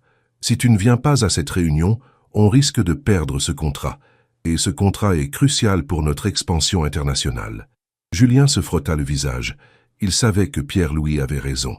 Il avait construit Nexatech à partir de rien, y avait investi 15 ans de sa vie, des nuits blanches, des sacrifices, et maintenant, il le laissait péricliter pour ses enfants. Mais ses enfants avaient besoin de lui aussi. Je vais voir ce que je peux faire, dit-il finalement. Laisse-moi parler à Élise. Ce soir-là, Julien alla chercher Élise et les jumeaux pour un dîner qu'il avait organisé dans son appartement. Il avait même cuisiné. Enfin, tenté de cuisiner. Le poulet était un peu sec mais mangeable. « C'est bon, mentit Élise poliment en mastiquant. « C'est horrible, corrigea Julien avec un sourire, mais j'ai essayé. » Élise rit, et ce rire léger réchauffa quelque chose en lui. Ces dernières semaines, ils avaient trouvé une routine confortable. Dîners ensemble 2 fois par semaine, week-end au parc avec les jumeaux, messages quotidiens avec des photos et des anecdotes. Ils redevenaient amis, lentement, prudemment, mais Julien voulait plus. Il ne se l'était pas vraiment avoué jusqu'à maintenant, mais c'était la vérité. Il voulait plus que de l'amitié. « Élise, il faut que je te parle de quelque chose, » dit-il en débarrassant les assiettes. « Ça a l'air sérieux. » Ça l'est, un peu. Il prit une profonde inspiration. « J'ai une réunion importante à San Francisco la semaine prochaine. 3 jours, possiblement 4. C'est crucial pour l'entreprise, mais c'est ma semaine avec les garçons. » Il vit l'expression d'Élise changer, de la compréhension, puis une pointe de déception qu'elle essaya de cacher. « Ce n'est pas un problème, » dit-elle rapidement. « Je peux les prendre cette semaine-là. On échangera les semaines, c'est tout. Ce n'est pas juste pour toi. Tu as repris le travail à temps partiel, tu as tes propres obligations. » Élise avait effectivement recommencé à travailler comme orthophoniste 3 jours par semaine, dans un centre pour enfants à Montreuil. Elle adorait son travail, et c'était important pour elle de maintenir cette part d'identité qui n'était ni mère, ni ex-femme de Julien Beaumont. « On trouvera une solution, dit-elle. Ta mère peut aider, ou Marc et Sophie. Ou, Julien hésita, ou tu pourrais venir ici, toi et les garçons. Restez dans l'appartement pendant que je suis parti. Il y a assez de place, et ça serait plus confortable pour vous que ton petit appartement. » Élise le regarda, surprise. « Tu es sûre ? C'est ton espace personnel. C'était notre espace, corrigea-t-il doucement. Avant, et maintenant, je ne sais pas. Je veux juste que vous soyez bien installés. Les 3. Il y eut un long silence. Les jumeaux jouèrent dans leur parc, babillant joyeusement. Une scène domestique parfaite, si on ne connaissait pas tout le poids d'histoire qui pesait sur elle. « D'accord, » dit finalement Élise, « si tu es certain que ça ne te dérange pas. »« J'en suis certain. » Les jours suivants passèrent dans une frénésie de préparation. Julien organisait son voyage, briefait Pierre-Louis sur tout ce qu'il devait savoir et, paradoxalement, passait plus de temps avec les jumeaux qu'il ne l'avait fait en semaine, comme s'il voulait se gorger de leur présence avant de partir. Le dimanche soir, la veille de son départ, Élise emménagea temporairement dans l'appartement avec les garçons. C'était étrange de la voir déballer ses affaires dans la chambre d'amis, de la voir évoluer dans cet espace qui avait été le leur. « Tu as changé la décoration ?» observa-t-elle en regardant le salon. « C'est plus masculin maintenant. J'ai enlevé beaucoup de choses après ton départ, admit-il. C'était trop douloureux de les voir. Je comprends. » Elle toucha doucement le dos d'un fauteuil. Ce fauteuil, par contre, il est nouveau, plutôt confortable. Les garçons adorent qu'on les berce dedans. Élise sourit. « Tu as vraiment transformé cet endroit en maison familiale. » J'ai essayé. Cette nuit-là, Julien eut du mal à dormir.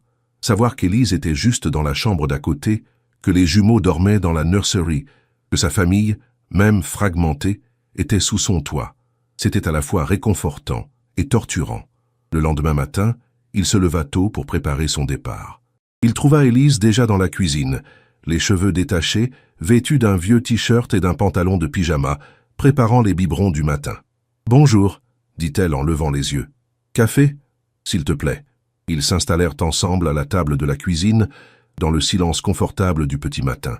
Par la fenêtre, Paris se réveillait lentement, le soleil commençant à peindre les toits en doré. « Tu vas me manquer », dit soudainement Élise, puis elle rougit. « Enfin, je veux dire, tu vas manquer aux garçons.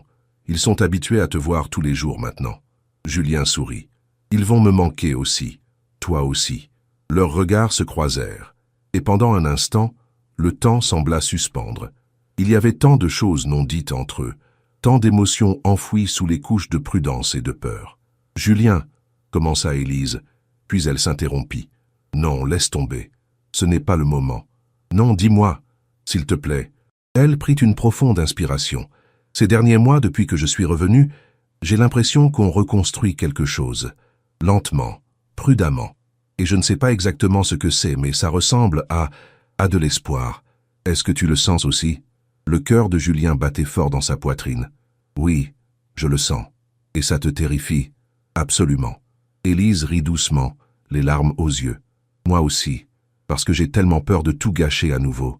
De te faire du mal, de perdre tout ça. Julien tendit la main à travers la table et prit la sienne.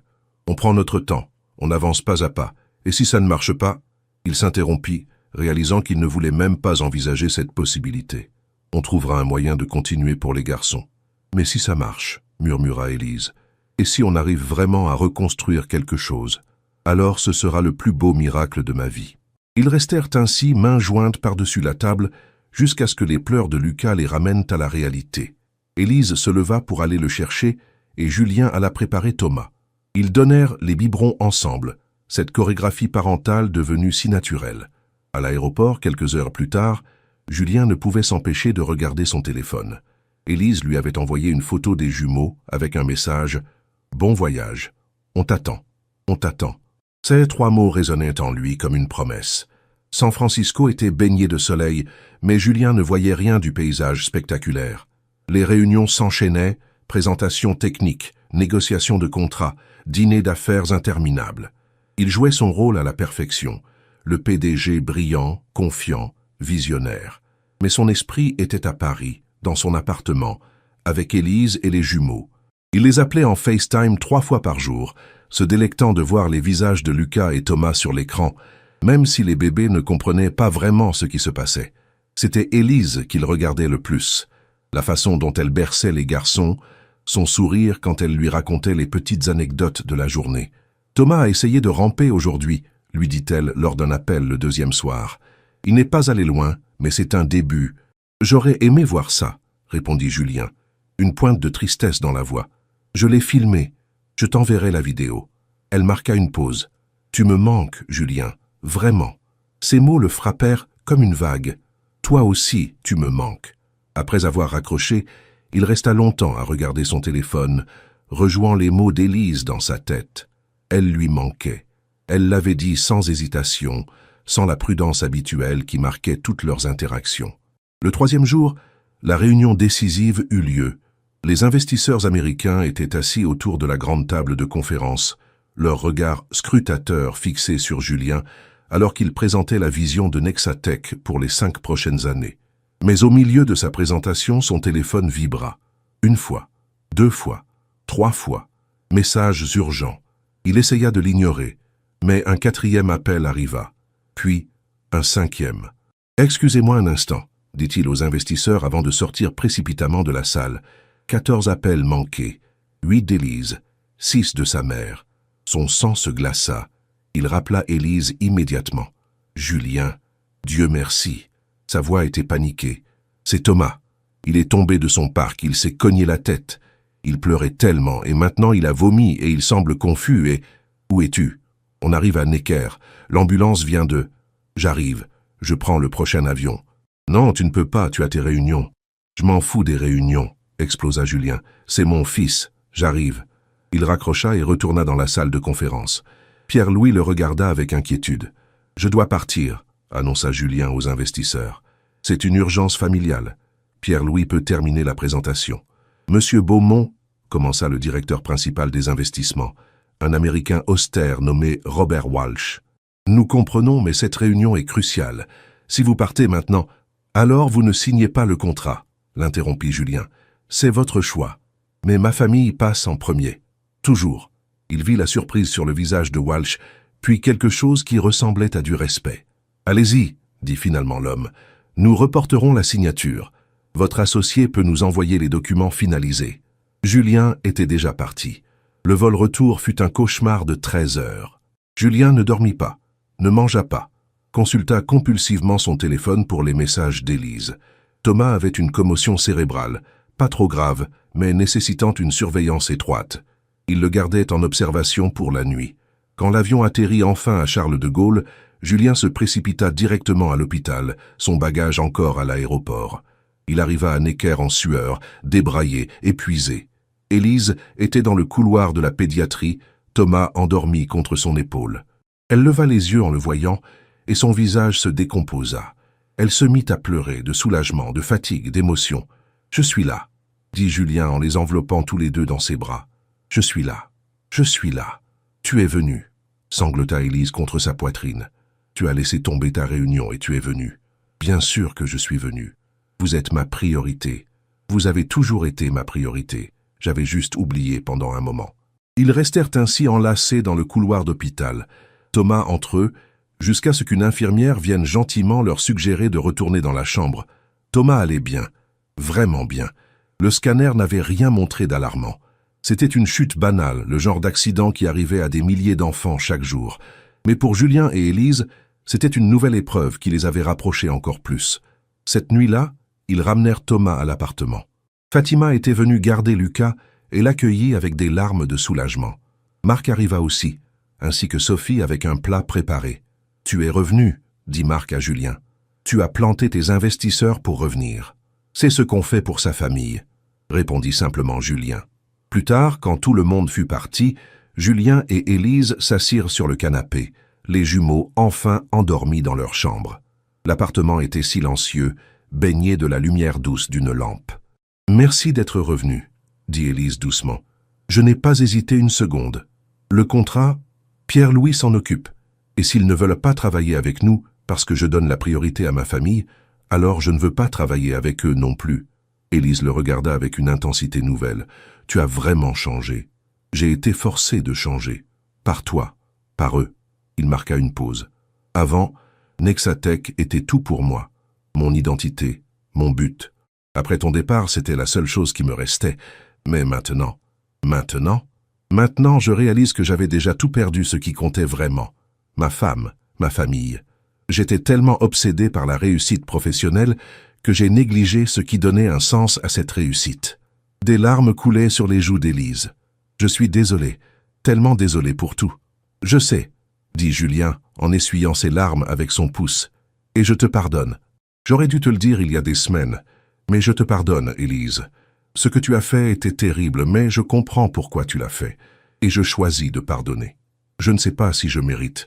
Ce n'est pas une question de mérite, l'interrompit-il en prenant son visage entre ses mains. C'est un choix. Et je choisis toi. Je choisis nous. Si tu veux encore de moi. » Élise laissa échapper un sanglot. « Bien sûr que je veux encore de toi. Je n'ai jamais cessé de te vouloir. Même quand je suis parti, même quand je me cachais, je t'aimais. Je t'ai toujours aimé. Alors on recommence, » dit Julien, son front contre le sien. « Pas comme avant. Quelque chose de nouveau, quelque chose de plus fort, quelque chose construit sur la vérité cette fois, » murmura Élise. « Sur la vérité et sur l'amour. » Et là, dans la lumière douce de leur salon, avec leur fils endormi dans la chambre d'à côté, Julien embrassa Élise pour la première fois en 14 mois. Ce baiser avait le goût des larmes, de la douleur surmontée, du pardon donné et reçu. Ce n'était pas un baiser de passion débridée, mais quelque chose de plus profond, une promesse, un recommencement, un choix conscient de se battre ensemble plutôt que séparément.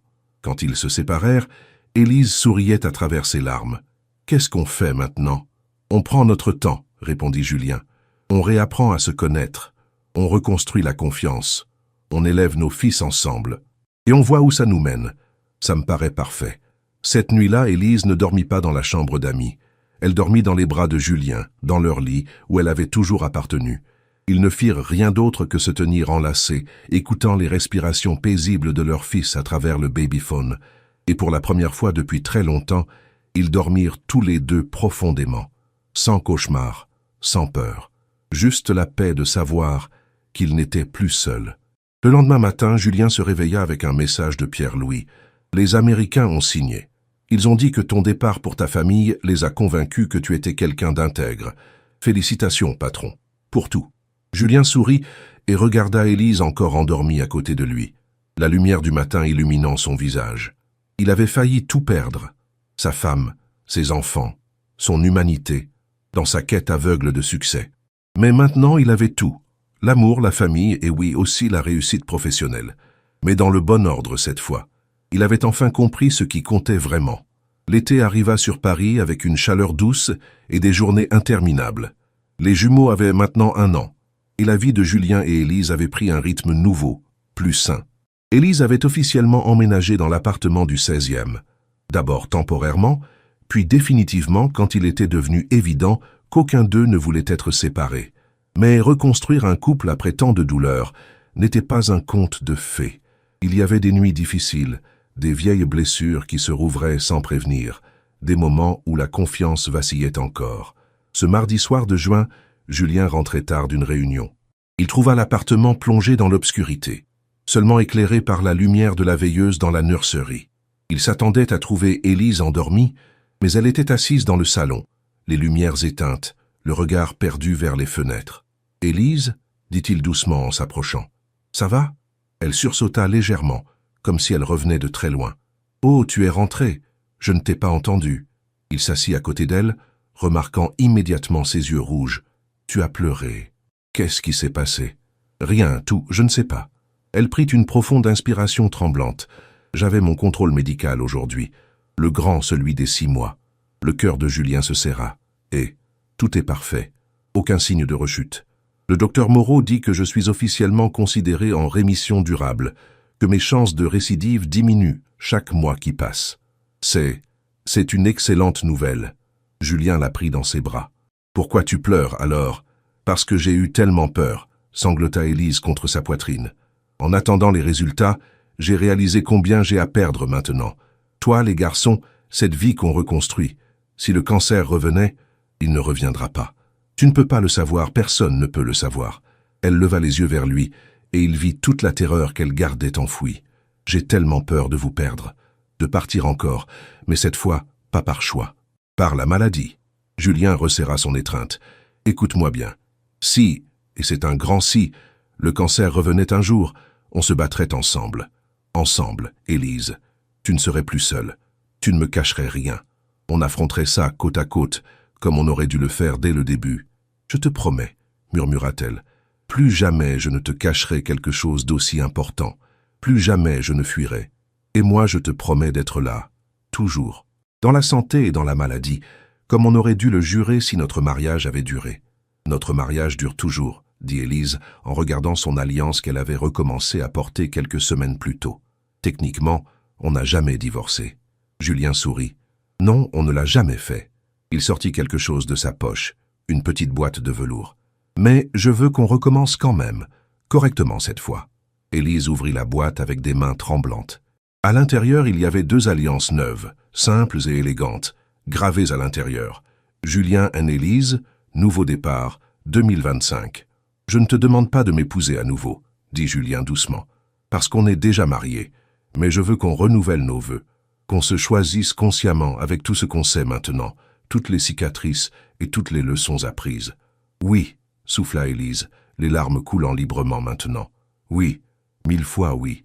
Ils restèrent enlacés sur le canapé jusqu'à ce qu'un des jumeaux, Lucas probablement, se mette à pleurer. Ensemble, ils allèrent le consoler, puis restèrent un moment dans la nurserie, regardant leur fils dormir. « On devrait organiser quelque chose de simple, » dit Élise à voix basse. « Juste la famille. Dans le jardin de ta mère, peut-être? Fin août, quand il fait encore beau? Ça me semble parfait. » Les semaines suivantes furent un tourbillon de préparatifs discrets. Fatima pleura de joie en apprenant la nouvelle et insista pour cuisiner tout le repas elle-même. Marc se proposa comme témoin, évidemment, et Sophie aida Élise à trouver une robe simple mais belle, blanche crème, légère, parfaite pour un jardin d'été. Mais ce n'était pas que du bonheur.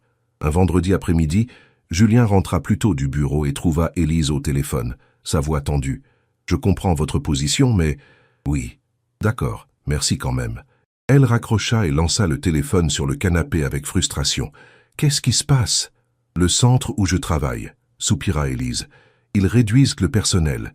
Et comme je suis la dernière arrivée et que je travaille seulement à temps partiel, je suis licenciée. »« Oh, Élise. » Julien s'assit à côté d'elle. « Je suis désolé.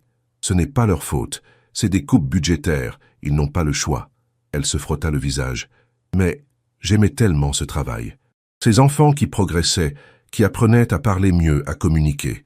C'était ma part d'identité, tu comprends. Pas juste la mère d'eux ou la femme d'eux, mais Élise, l'orthophoniste. Tu trouveras autre chose. Je sais, mais... » Elle hésita. « Est-ce que c'est horrible si je dis que je suis aussi un peu soulagée? Ces derniers mois ont été épuisants. Le travail, les jumeaux... reconstruire notre relation. Parfois, je me sens tiré dans 1000 directions. Julien prit sa main. Ce n'est pas horrible, c'est humain. Et tu sais quoi? Tu n'es pas obligé de tout faire. On a les moyens pour que tu prennes ton temps, que tu choisisses vraiment ce que tu veux faire. Je ne veux pas dépendre de toi financièrement. Ce n'est pas de la dépendance, c'est un partenariat. Mon argent, c'est notre argent. Ta carrière, tes choix, c'est aussi important que les miens. Il marqua une pause. D'ailleurs, j'ai réfléchi. Je vais nommer Pierre-Louis co-PDG, officiellement. Partager les responsabilités, les décisions. Je veux être plus présent pour les garçons, pour toi. Tu es sûr? Nexatech, c'est ton bébé. Les garçons sont mes bébés, corrigea Julien avec un sourire. Nexatech est mon entreprise. C'est important, mais ce n'est pas toute ma vie. Plus maintenant. Élise se blottit contre lui. Comment on est devenu si raisonnable? On dirait mes parents. Julien rit. On a grandi. À coups de bâton, mais on a grandi.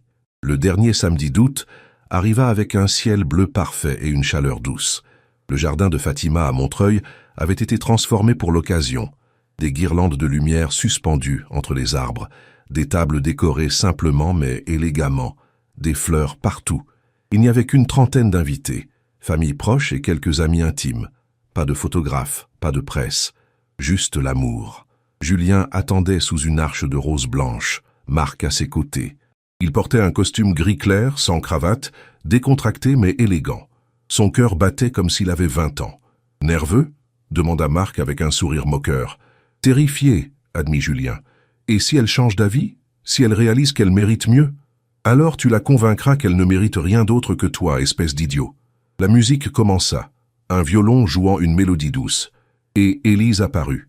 Elle marchait seule dans l'allée, tenant un petit bouquet de lavande. Sa robe était simple, fluide, parfaite. Ses cheveux avaient repoussé et tombaient en boucles douces sur ses épaules. Mais ce qui coupa le souffle de Julien, c'était son sourire, radieux, sans ombre, sans peur. À ses pieds marchaient Lucas et Thomas, tout juste capables de tenir debout, guidés par Sophie. Ils portaient de petits costumes assortis et titubaient adorablement. Les invités riaient et pleuraient en même temps. Quand Élise arriva près de Julien, elle lui tendit la main. Il la prit, sentant ses propres yeux se remplir de larmes. « Bonjour, toi », murmura-t-elle. « Bonjour, toi », répondit-il. Le célébrant, un ami de la famille, commença la cérémonie. Pas de longs discours, pas de formalités excessives, juste l'essentiel. « Julien, Élise, vous êtes déjà mariés aux yeux de la loi, mais aujourd'hui, vous choisissez de renouveler votre engagement l'un envers l'autre. Avec toute la sagesse que la douleur vous a enseignée, avec toute la force que l'épreuve vous a donnée. Julien, veux-tu dire tes vœux? » Julien prit une profonde inspiration. « Élise, la première fois qu'on s'est mariés, j'ai promis de t'aimer pour toujours, mais je ne savais pas vraiment ce que ça signifiait. Je pensais que l'amour, c'était les moments faciles, les jours heureux. Maintenant, je sais que l'amour, c'est aussi les nuits difficiles. C'est choisir de rester quand partir serait plus facile. C'est pardonner l'impardonnable. C'est se battre ensemble contre les démons, intérieurs et extérieurs. » Sa voix se brisa légèrement. « Je te promets de ne plus jamais te prendre pour acquise, de te choisir chaque jour consciemment, d'être présent, vraiment présent.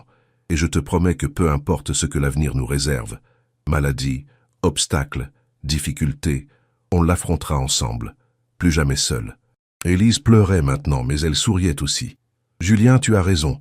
La première fois, je ne savais pas ce que signifiait vraiment aimer. Je pensais que c'était te protéger, même si ça signifiait partir. Maintenant, je sais que l'amour, c'est rester. C'est la confiance, même quand c'est difficile. C'est la vérité, même quand elle fait peur. » Elle serra ses mains plus fort. « Je te promets de ne plus jamais fuir, de ne plus jamais te cacher les choses importantes, de construire une vie avec toi basée sur l'honnêteté et la communication. Et je te promets d'être la meilleure mère possible pour nos fils et la meilleure partenaire possible pour toi. » Le célébrant sourit. « Les alliances ?» Marc tendit les 2 anneaux gravés. Julien et Élise retirèrent leurs anciennes alliances et se passèrent mutuellement les nouvelles. Un symbole simple mais puissant. Laisser l'ancien derrière, embrasser le nouveau. Par le pouvoir qui m'est conféré, et surtout par le pouvoir de l'amour qui vous unit, je déclare votre union renouvelée. Julien, tu peux embrasser ta femme. Encore. » Et sous les applaudissements et les rires de leur famille, sous le ciel bleu d'août, Julien embrassa Élise comme si c'était la première fois. Et d'une certaine façon, ça l'était. La fête qui suivit fut joyeuse et décontractée. Fatima servit son couscous légendaire. Les enfants couraient partout. La musique jouait doucement. Lucas et Thomas, épuisés par l'excitation, dormaient dans leur double poussette, ignorant tout du bouleversement que leur simple existence avait provoqué dans la vie de leurs parents. Alors que le soleil commençait à descendre, peignant le ciel en or et rose, Julien et Élise se retrouvèrent seuls un moment sous un pommier au fond du jardin. « On l'a fait », dit Élise en se blottissant contre lui. « On a vraiment reconstruit quelque chose. »« Non », corrigea Julien doucement. « On n'a pas reconstruit l'ancien. On a construit quelque chose de complètement nouveau, quelque chose de plus fort, quelque chose qui peut survivre aux tempêtes, parce qu'on a déjà survécu à la pire tempête imaginable. » Élise leva les yeux vers lui. « Je t'aime, Julien Beaumont, plus que je ne l'ai jamais fait. Je t'aime aussi, Élise Beaumont, pour toujours cette fois, le vrai pour toujours. » 5 ans plus tard, le café près du parc Monceau était rempli du brouhaha habituel du dimanche après-midi. Des familles, des couples, des étudiants sur leurs ordinateurs.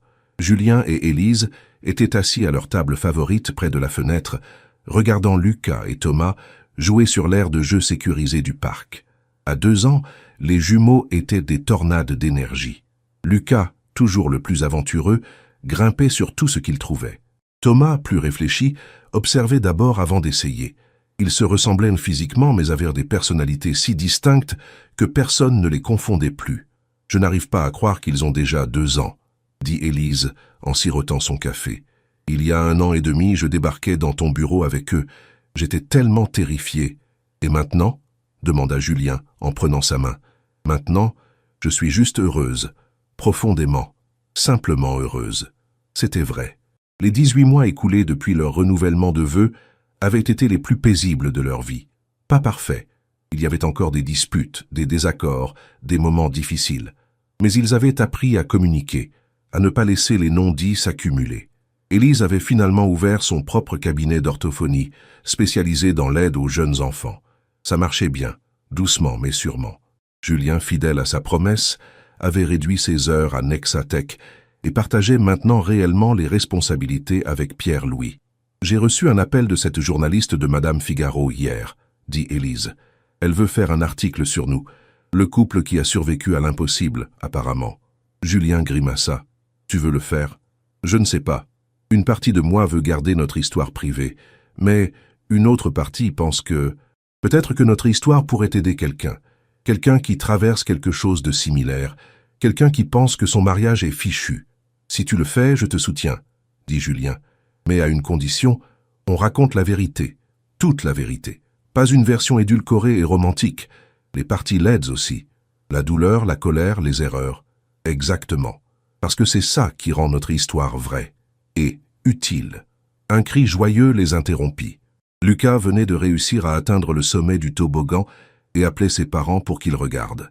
Thomas applaudissait en bas, encourageant son frère. « Ils sont incroyables, » murmura Julien. « Je les regarde parfois et je me dis que sans eux, on ne serait jamais arrivé ici.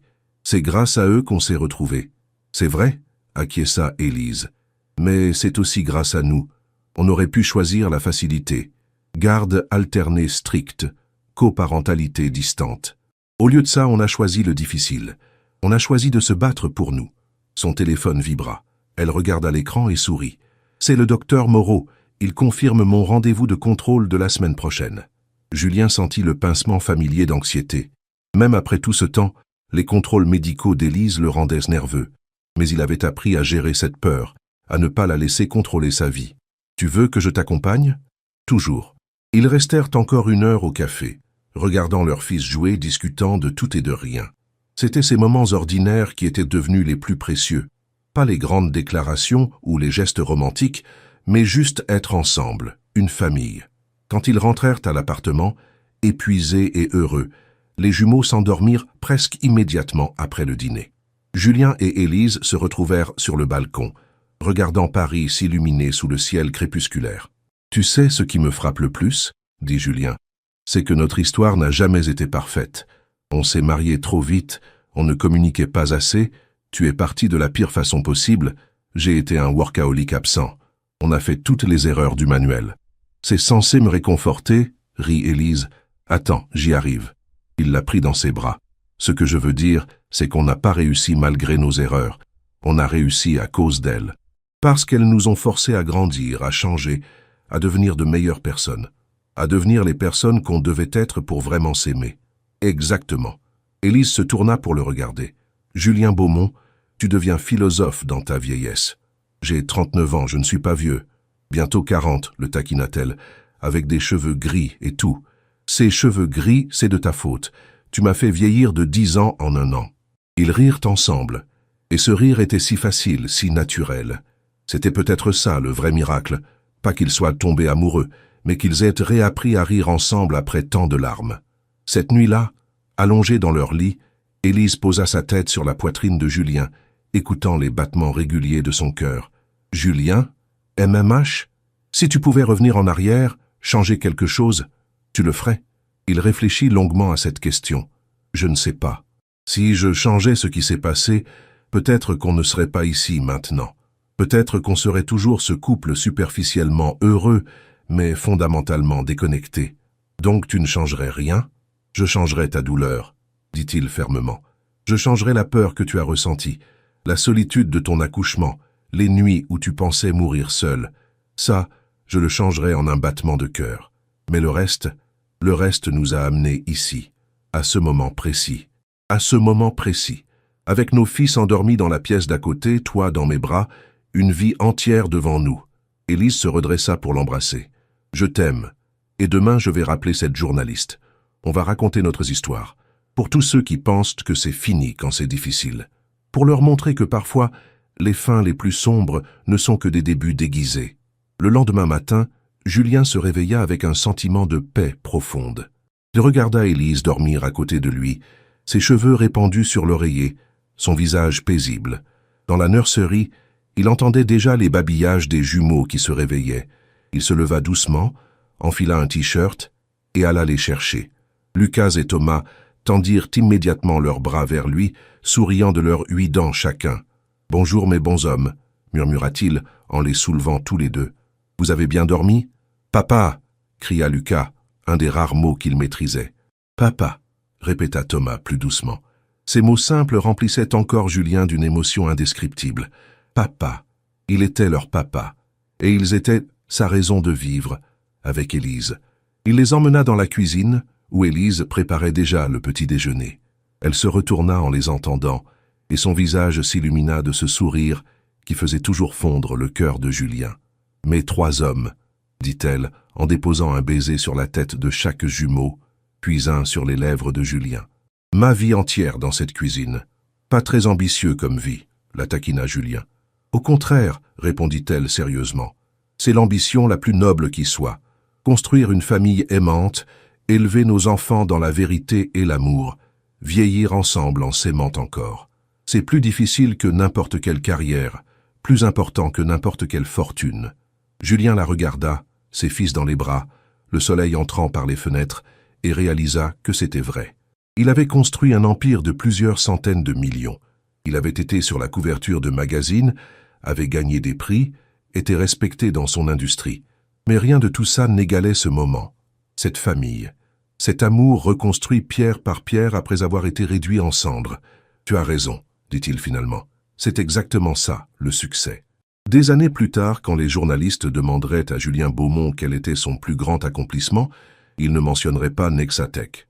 Il ne parlerait pas de sa fortune ou de ses innovations technologiques. Il dirait « ma famille, ma femme, mes fils ». Avoir appris à aimer vraiment, profondément, avec toutes les cicatrices et toute la beauté que ça implique.